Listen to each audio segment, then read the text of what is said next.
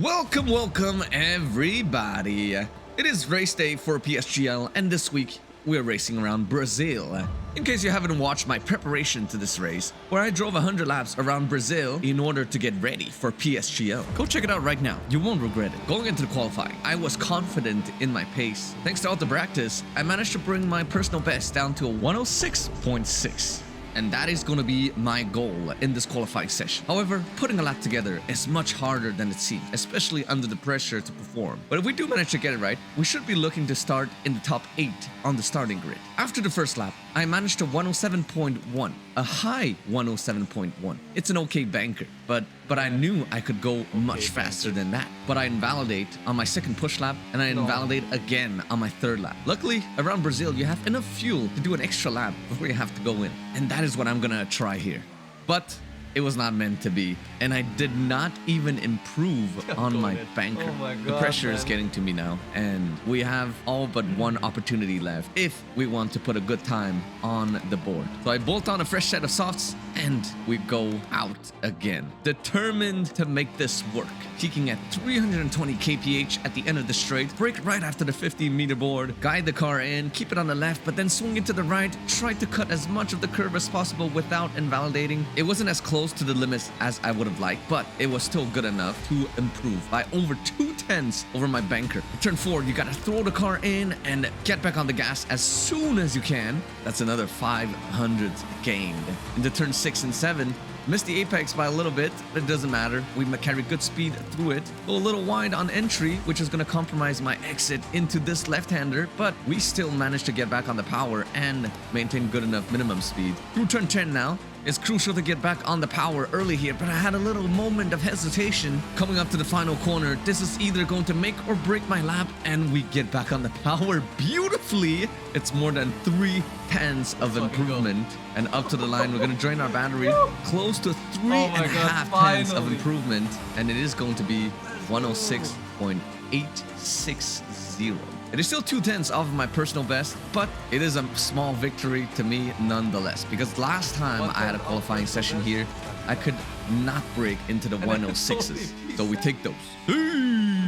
That time was good enough for P7, provisionally, but with 2 minutes left on the clock, anybody could still improve, and I've already been knocked down to P8 and now P9 and P10.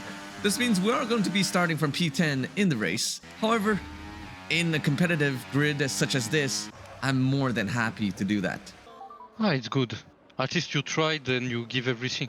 Thank you, Julian. Thank you. And for the race, I'm going to attempt a very aggressive strategy, starting on the softer compounded tires to try to get track positions early and maybe work with the front runners to pull away from the pack.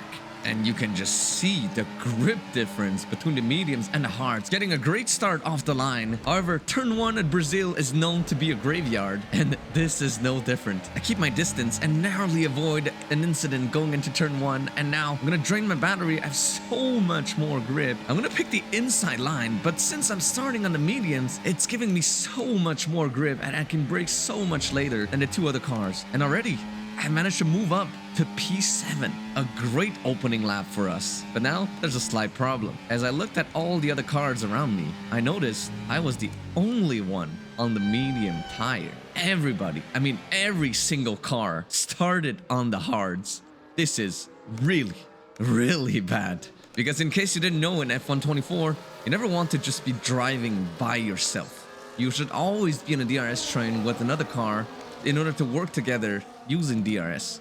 And being on the mediums means I either have to go super long, well past the crossover between the mediums and the hards, and maybe try to go for a medium soft strategy, or box on the same lap as the hard runners to the hards while they go to the mediums, which means I'm going to be at a severe pace disadvantage for the second stint of the race. And on lap 3, a virtual safety car comes out. Apparently there's been an incident well behind us, and we're faced with a difficult decision, my engineer and I.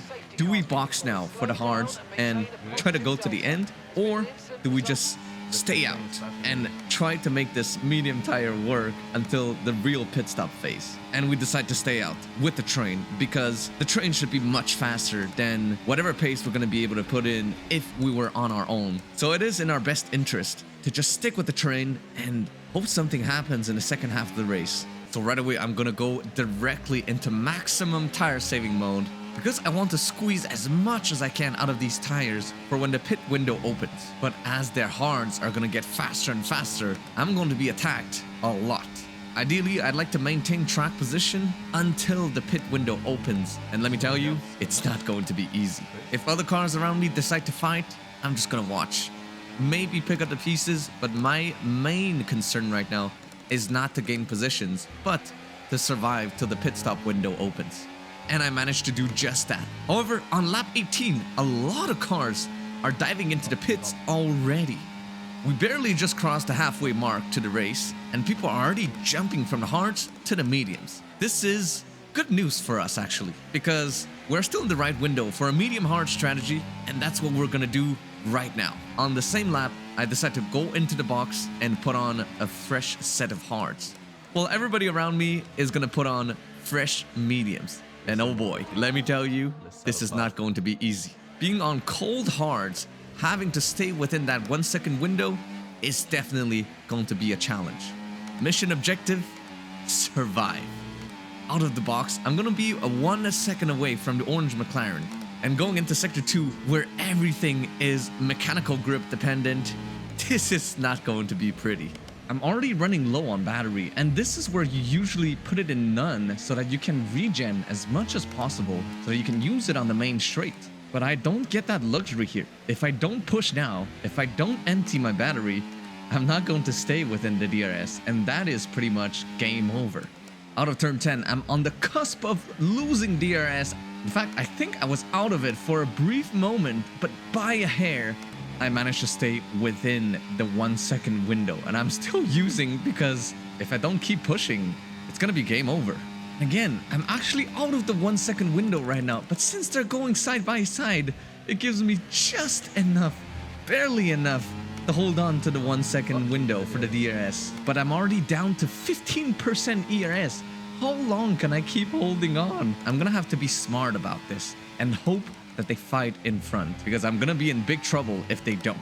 And it was as if somebody up there was watching out for me. Through a middle sector, the train was moving very, very slowly, and I couldn't understand why. I only learned this later upon review of my footage, but there was a hard runner who had yet to box in the mix. That's why the train was moving so slow, because everybody was trying to overtake him through the tight corners in the middle sector. I have to let the V-carb go here because there's just no reason for me to defend. It would only cost both of us more time, and I need him to pull us back into the DRS.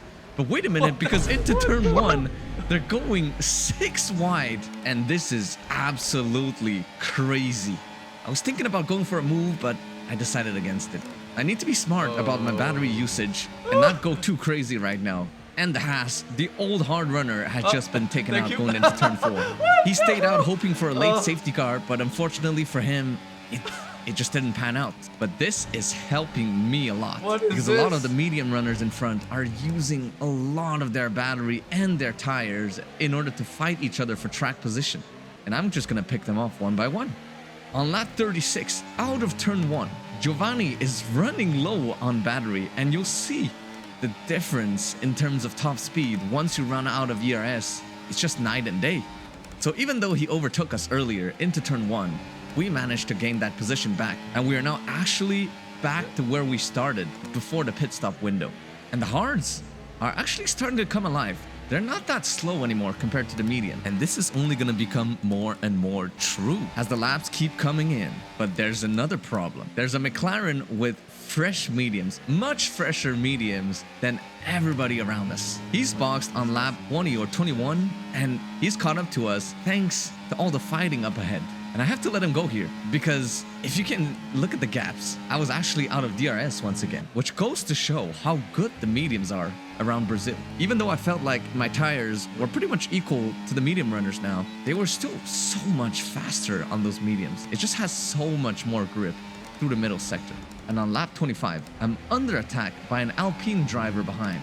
And I don't like this at all, because one wrong move and it could cost both of us the DRS. Average Alpine driver. However, I managed to fend them off, and moving up to lap 28, we're actually so close to the train now, and we actually have a healthy amount of battery to play with. And the Alpine goes for a very late and brutal send. I leave him some room, but since I have the outside line, I have more momentum, and this allows me to stay ahead.